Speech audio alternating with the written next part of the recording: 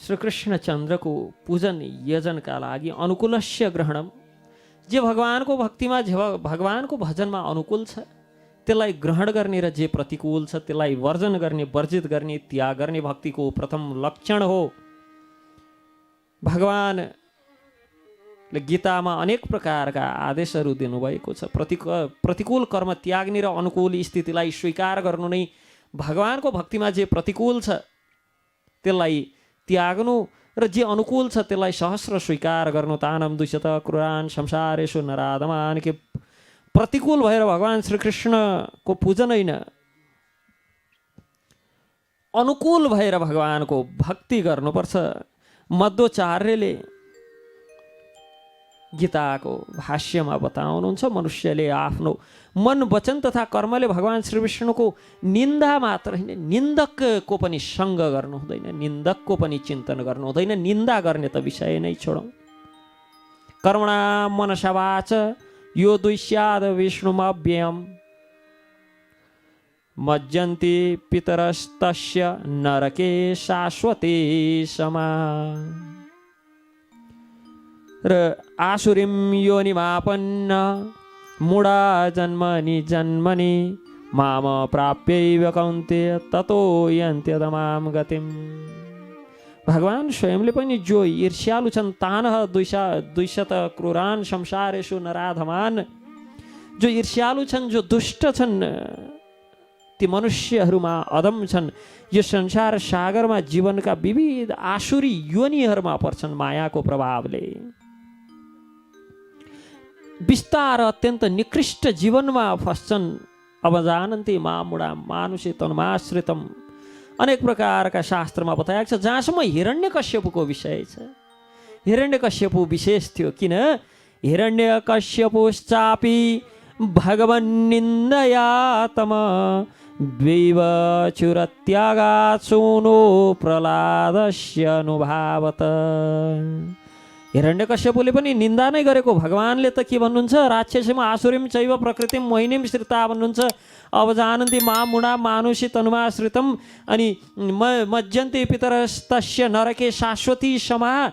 जसले भगवानको निन्दा गर्छन् ती त पितरस्य तस्य पितृसहित शाश्वत नरके शाश्वती समा, शाश्वत कालसम्म नरकमा पर्छन् भक्त भागवतहरू।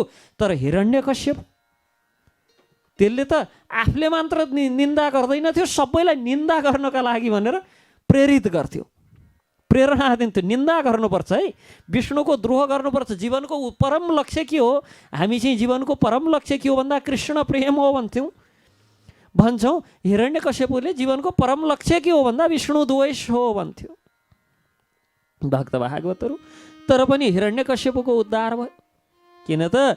यद्यपि पूर्ण पुरुषोत्तम भगवानसँग अत्यन्त अत्याधिक शत्रुता राख्थ्यो भक्त भागवतहरू, तर पनि एउटा विशेष गुण थियो, आफ्नो पुत्रको विषयमा सधैँ चिन्तन गर्थ्यो। आफ्नो पुत्रप्रति स्वाभाविक प्रेम थियो, पुत्रप्रति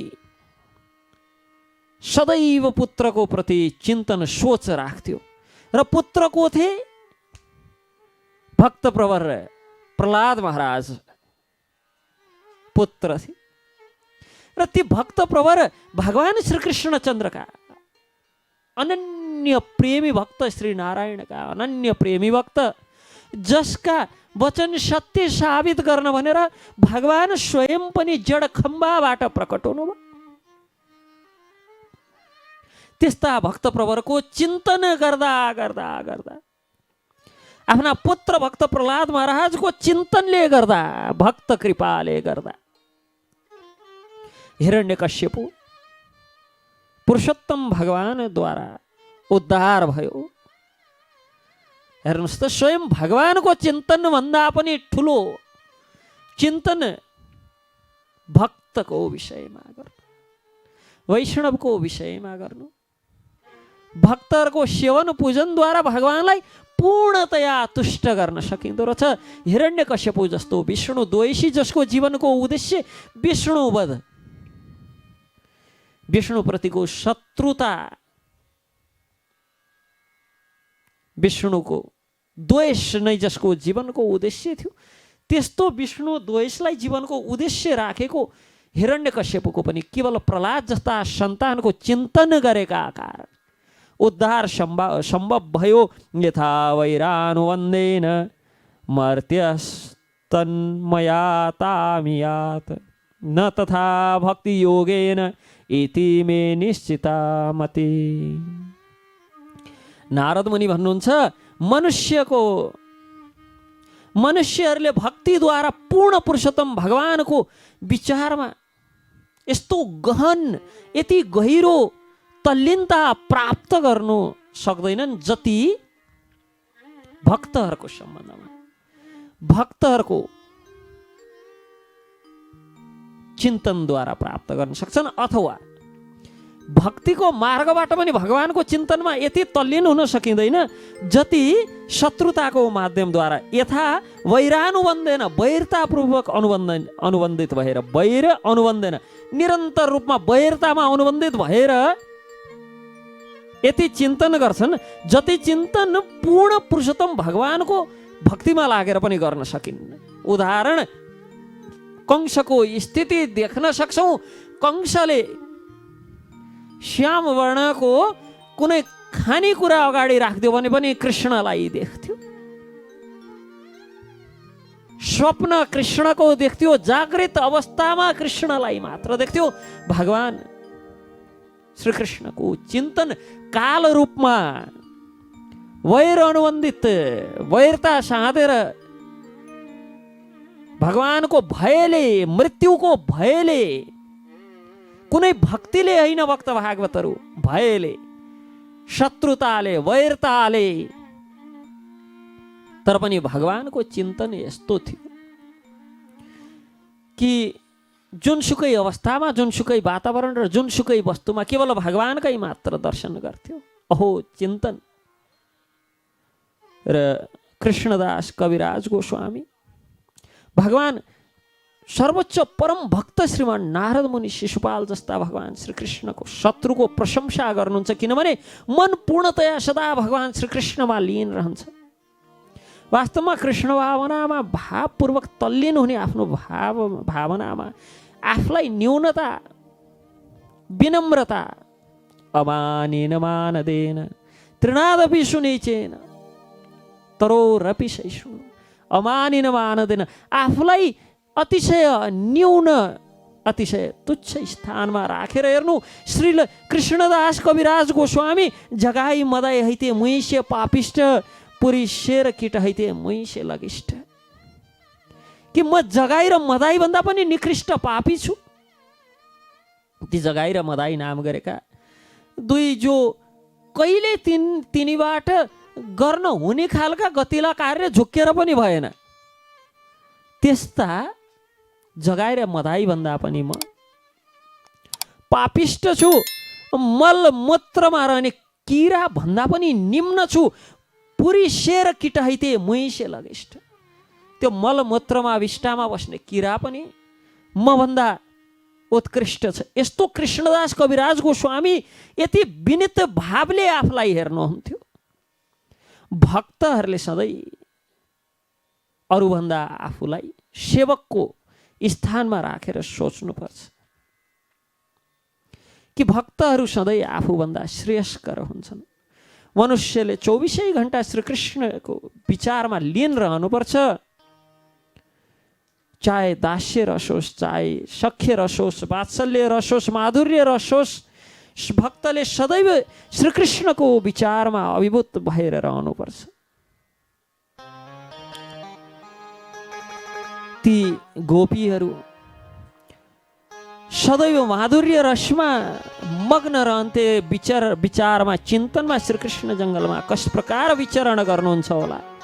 उहाँको पाउ उहाँका चरण गोपीहरूको भाव सधैँ भगवानको चिन्तनमा लाग्थ्यो कि कसरी वनमा जङ्गलमा भगवान कसरी विचरण गर्नुहुन्छ होला कि भगवानका ती पैताला ती पाउ ती चरण कमल यति कोमल छन् कि उहाँका चरण हाम्रो वक्षस्थलमा राख्दा पनि कठोरताको अनुभूति भएर उहाँका श्री चरण राता हुन्छ। गोपीहरू यस्तो भावमा, यस्तो ती कोमल चरण कमलले जङ्गलमा भ्रमण गर्नुहुन्छ। ती काँडा, ती कङ्कड कसरी हिँड्नु हुँदो हो, घर घरमा यस्तै विचारमा मग्न रहनुहुन्थ्यो। भक्तहरूको स्वभाव हो यो। माता यशोदा हमेसा सधैँ यही विचारमा रहनुहुन्थ्यो कि श्रीकृष्ण निरन्तर खेलकुदमा लागेर ठिकठाक हिसाबले भोजन गर्दैनन्। मेरो बालक, मेरो बाबु, मेरो काना भोजन नगरे त दुर्बल होलान्।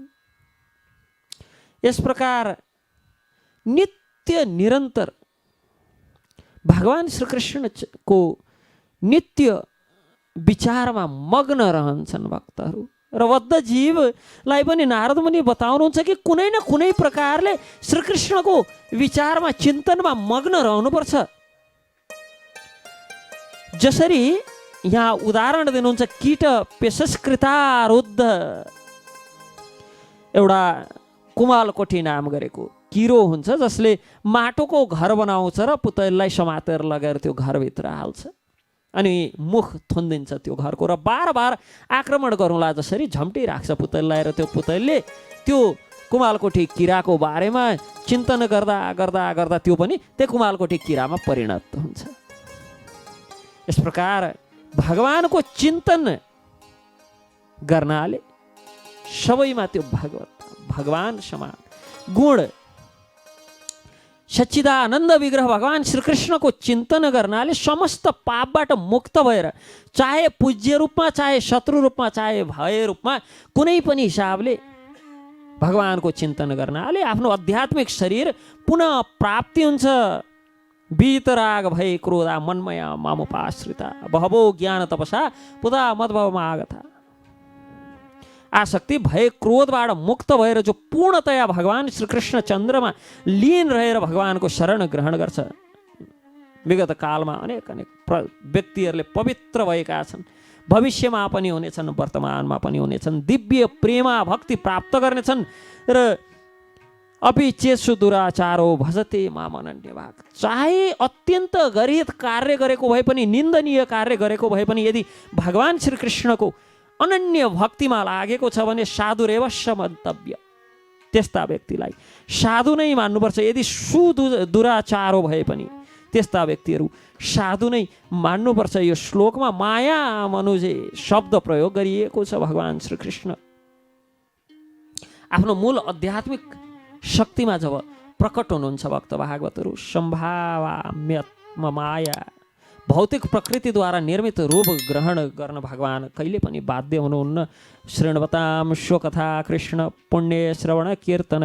कुनै पनि रूपमा, कुनै पनि स्थानमा भगवानको नाम स्वरूप, गुण, साज सामग्री आदि सम्बन्धित कुनै पनि हिसाबले भगवानको चिन्तनमा लाग्यौँ भनेदेखि लाभप्रद अवश्य पनि हुन्छ, अवश्य पनि त्यो लाभ प्राप्त हुन्छ।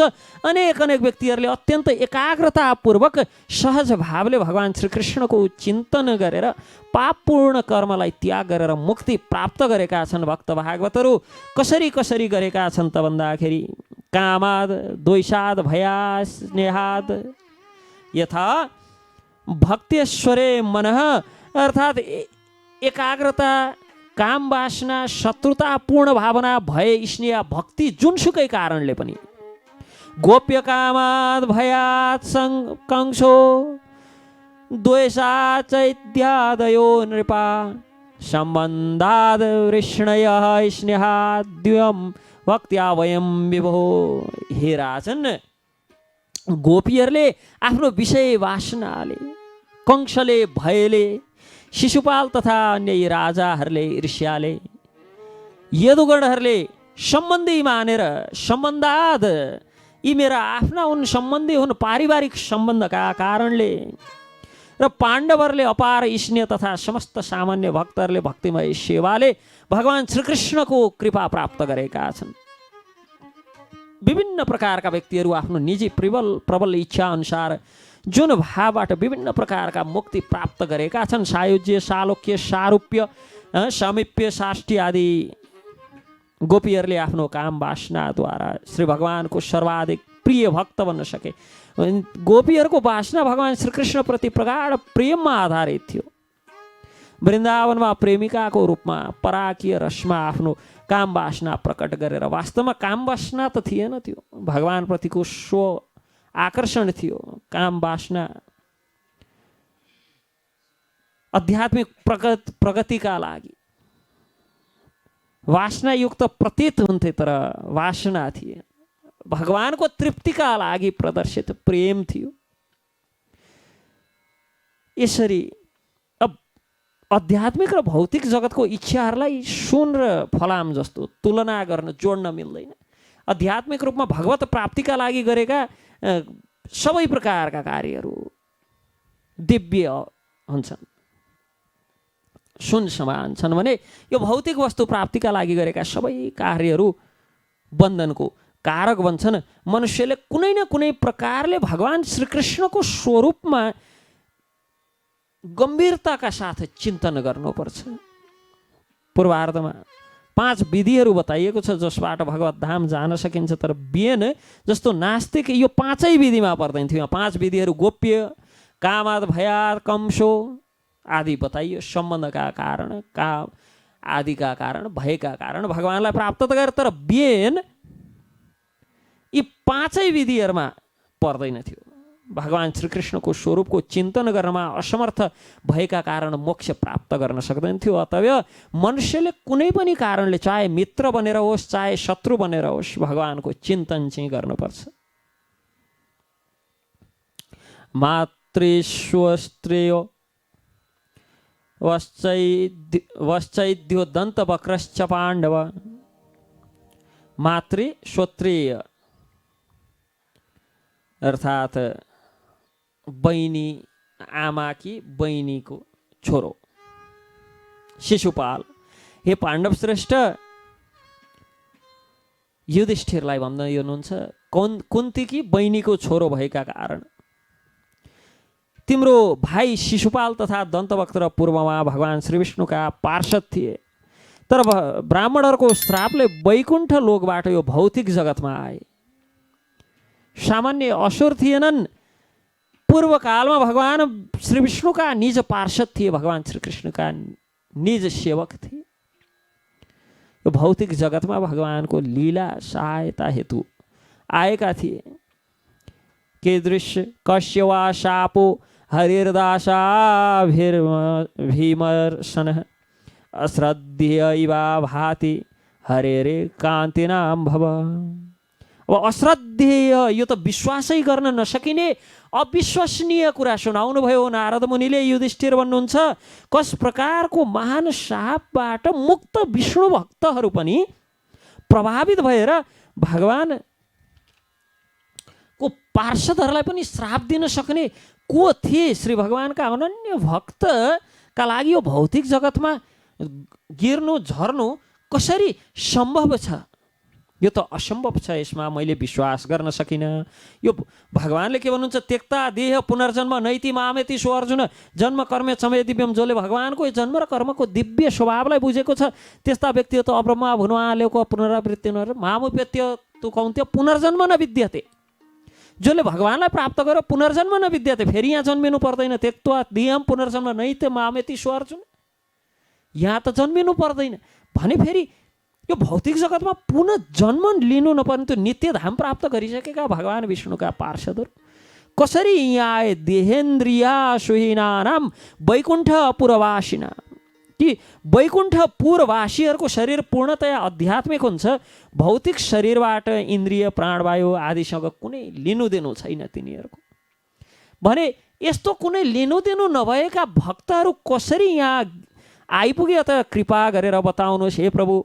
पूर्ण पुरुषोत्तम भगवानका पार्षदहरू सामान्य व्यक्ति समान भौतिक शरीरमा अवतरित हुने श्राप कसले दियो र कस प्रकार प्राप्त भयो?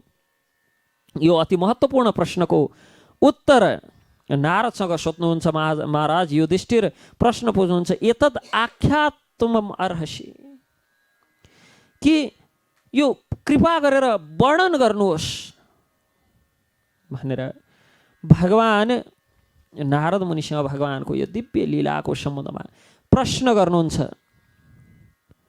प्रामाणिक शास्त्रबाट थाहा हुन्छ। जय विजयलाई यो भौतिक जगतमा श्री भगवानसँग युद्ध गर्ने, भगवानको युद्ध गर्ने इच्छा पूर्ति हेतु प्रेरणा, भगवानकै प्रेरणाले प्रेरित भएर यहाँ पठाइएको थियो। भगवानका परम विश्वसनीय भक्त बाहेक भगवानसँग युद्ध गर्न को सामर्थ्य छ र? यसकारण जय विजय श्री भगवानको इच्छा पूर्ति हेतु यो जगतमा अवतरित भएर 3 जन्म सर्वप्रथम हिरण्याक्ष र हिरण्यकश्यपु, फेरि रावण तथा कुम्भकर्ण र अन्तमा शिशुपाल तथा दन्तवक्रको रूपमा भगवान स्वयंले युद्ध गरेर आफ्ना पार्षदलाई आफ्नो धाममा लिएर जानुभयो।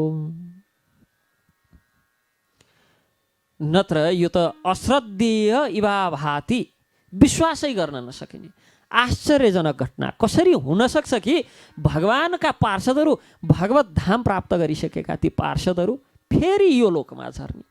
यो त हुनै सक्दैन भन्दा नारद मुनि भन्नुहुन्छ, एकदा ब्राह्मणा पुत्रा विष्णुलोकम यदृच्छया सनन्दनादयो जग्मुश्चरन्तो भुवनत्रयम्।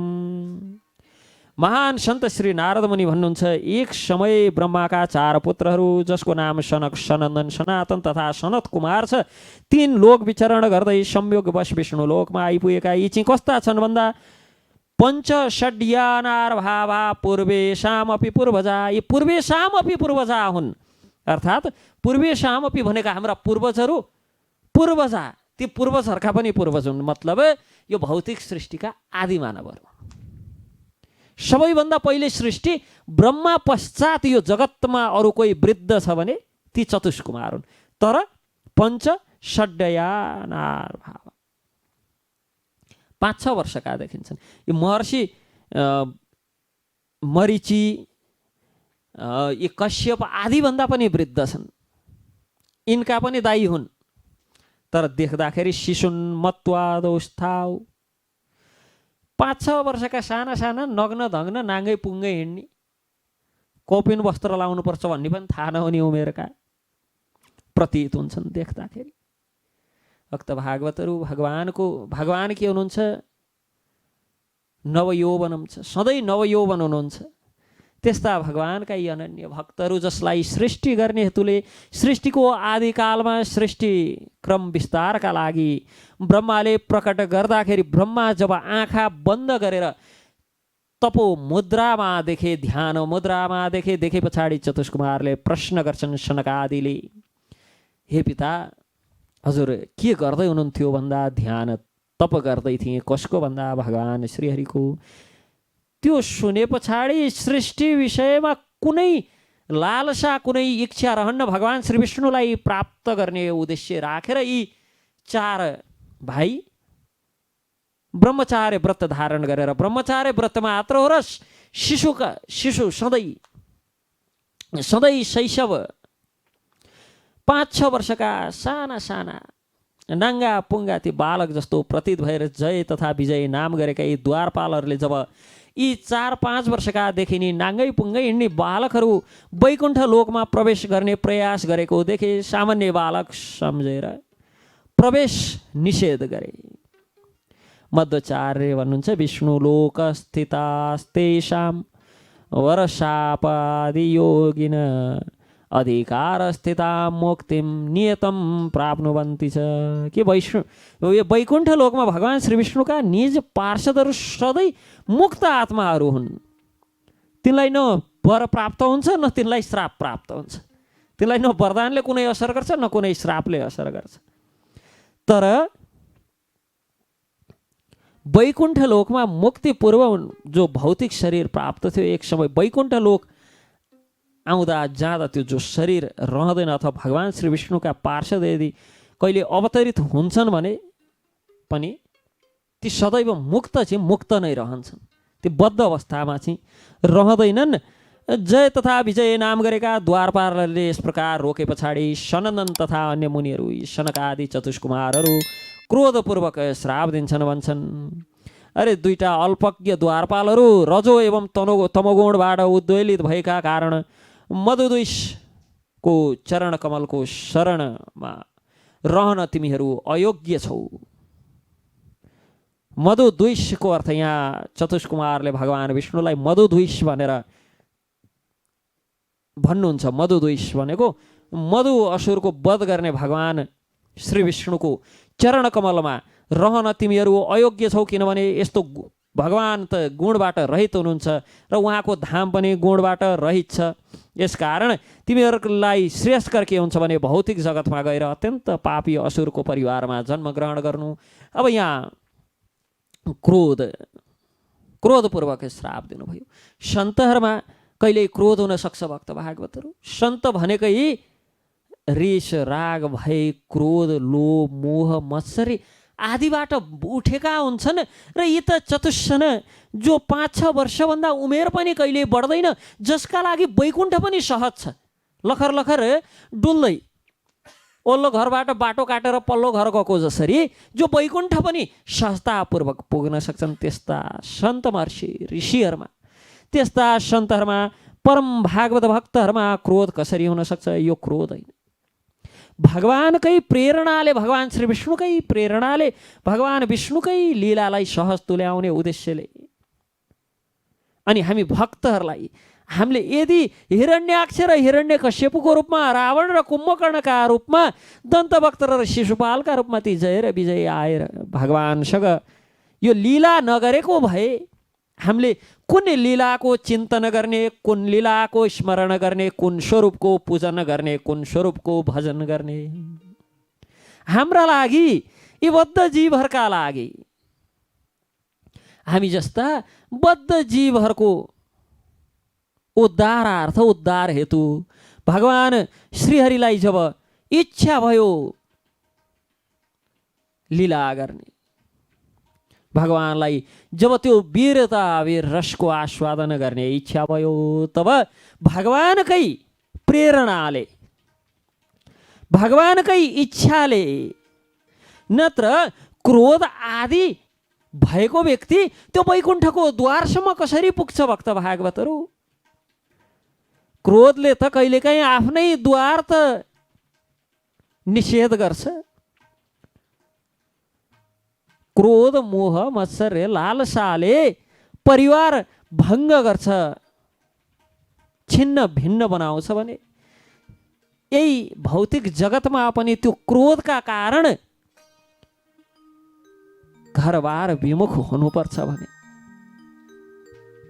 त्यो वैकुण्ठ क्रोधीहरूलाई कसरी त्यति सहजतापूर्वक प्राप्त हुन्थ्यो? भक्त भागवतहरू, यो त भगवानकै इच्छाले, भगवानकै प्रेरणाले सत क्रोध प्रकट भयो र त्यो भगवानको प्रेरणाले प्रकट भएको सतक्रोधबाट जय र विजय यो जगतमा आएर भगवान श्रीहरिसँग वीर रस, भगवानलाई वीर रसको माध्यमद्वारा सेवा गर्ने अवसर प्राप्त भयो। यस प्रकार मुनिहरूबाट शापित भएर जब जय विजय भौतिक जगतमा घेर्दै थिए, मुनिहरूमा दया पलायो। भगवान पनि हाँस्दै हाँस्दै मुस्कुराउँदै द्वारसम्म आउनुभयो चतुष्सनलाई। यी दुईबाट ठुलो भुल भयो, यिनलाई माफ गरिदिनुहोस्। यता जय विजय पनि दुई हात जोडेर मुनिहरूसँग माफी मागे पछाडि ती मुनिहरूमा दया पलायो र सम्बोधित गर्दै भन्छन्, ये द्वारपालहरू 3 जन्म पश्चात वैकुण्ठ लोकमा आफ्नो आफ्नो पदमा आउनु, किनभने श्रापको अवधि 3 जन्म पश्चात समाप्त हुन्छ। र जग्याते तौदिते पुत्रौ दैत्य दानव वन्दितौ हिरण्यकश्यपुर ज्येष्ठो हिरण्याक्षो अनुजस्तत। श्री भगवानका यी दुई पार्षदहरू जय तथा विजय तत्पश्चात दितिका 2 पुत्रको रूपमा जन्म लिएर यो भौतिक जगतमा अवतरित भए। त्यो पनि आफ्ना पतिको भनाइ नसुनेका कारण सन्ध्याको समयमा गरेको कार्यको फल स्वरूप फलीभूत भएर हिरण्यकश्यपु जेठो हिरण्यकश्यपु एवं हिरण्याक्षो अनुजस्तत हिरण्याक्ष कान्छो 2 भाइको रूपमा अवतरित भए। यो भौतिक जगतमा समस्त दैत्य तथा दानव आसुरी योनिद्वारा दुवैको अत्याधिक सम्मान हुने गर्थ्यो, किनभने बलमा बुद्धिमा यी दुवैलाई अरू कसैले जित्न सक्दैनथे। जो भगवान श्रीकृष्णचन्द्रका, भगवान श्री नारायणका, भगवान श्री विष्णुका निज पार्षद थिए नि भक्त भागवतहरू। यसकारण अत्यन्त बलशाली, अत्यन्त पराक्रमी।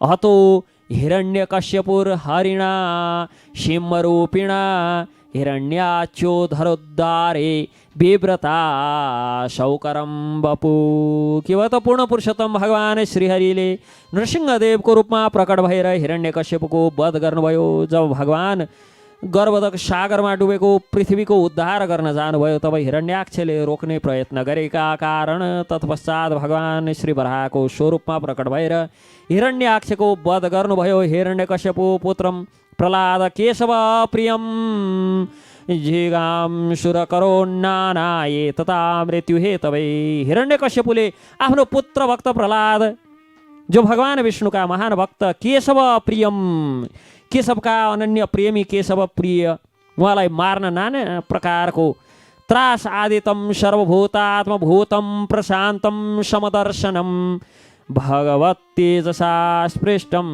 नाशक्नोदन्तुमुद्दमै। समस्त जीवका परमात्मा भगवान गम्भीर शान्त तथा समदर्शी हुनुहुन्छ। महान भक्त प्रहलाद श्री भगवानको शक्तिद्वारा संरक्षित अतएव नाना प्रकारका यत्न गरेर पनि हिरण्यकश्यपु मार्न असमर्थ भयो प्रहलादलाई।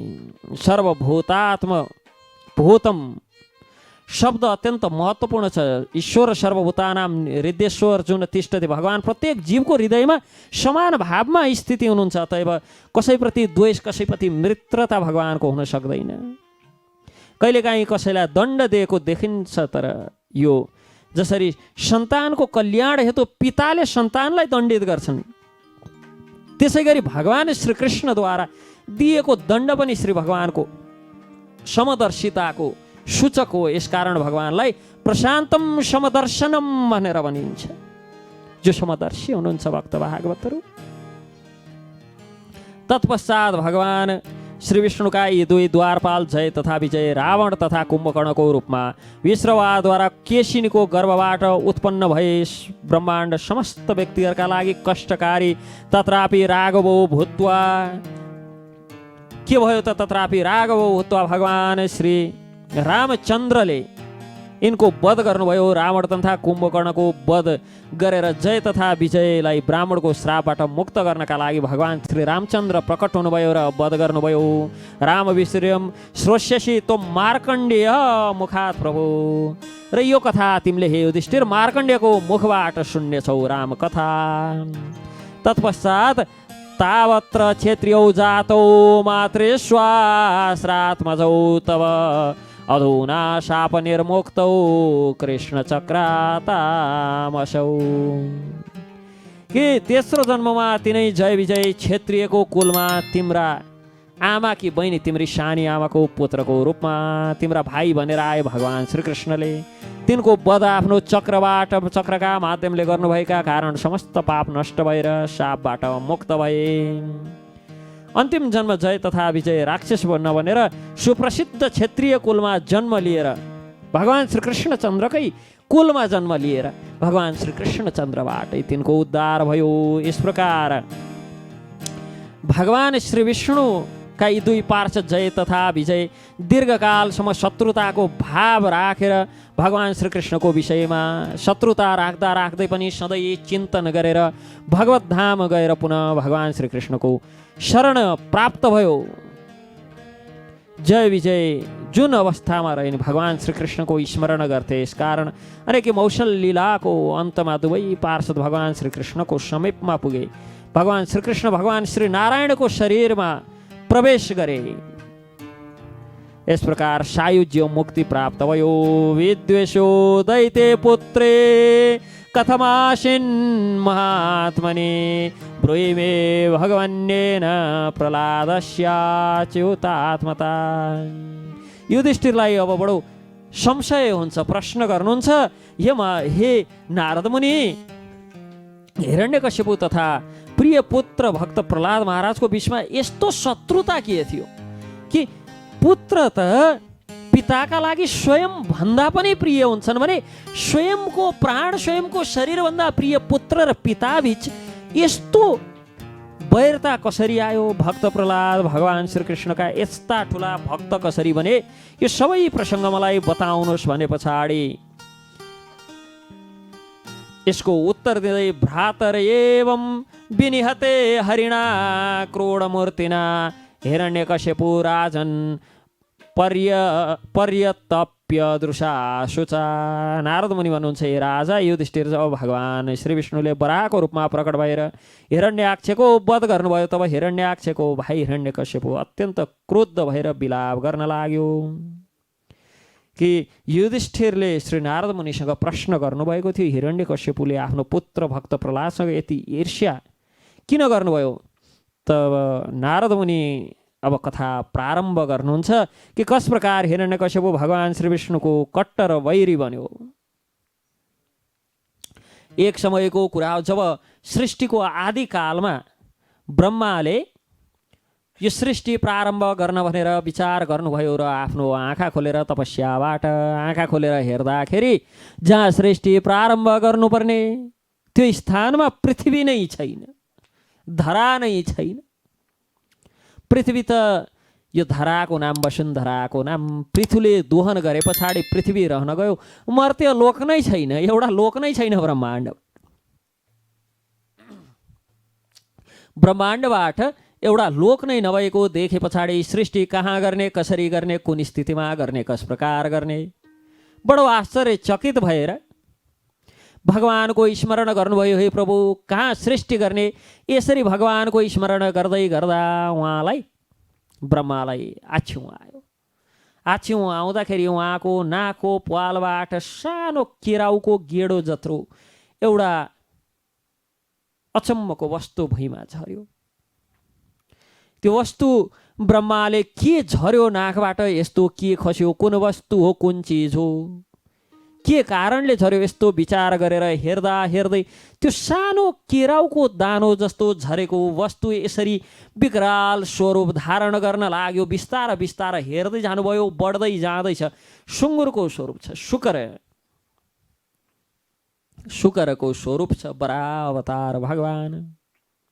त्यो शुकरको स्वरूप यसरी बढ्दै गयो, नाकबाट झरेको केराउको दानो जस्तो वस्तु बढ्दै बढ्दै गएर ब्रह्माको घुँडासम्म, ब्रह्माको कम्मर छाती हुँदै ब्रह्मा समान र ब्रह्माभन्दा ठुलो विशाल स्वरूप विकराल स्वरूप धारण गर्दै ब्रह्मा तति बरादे भगवानको सानो बुढी औँलाको खुरको बुढी औँला जत्रो देखिन लाग्नुभयो।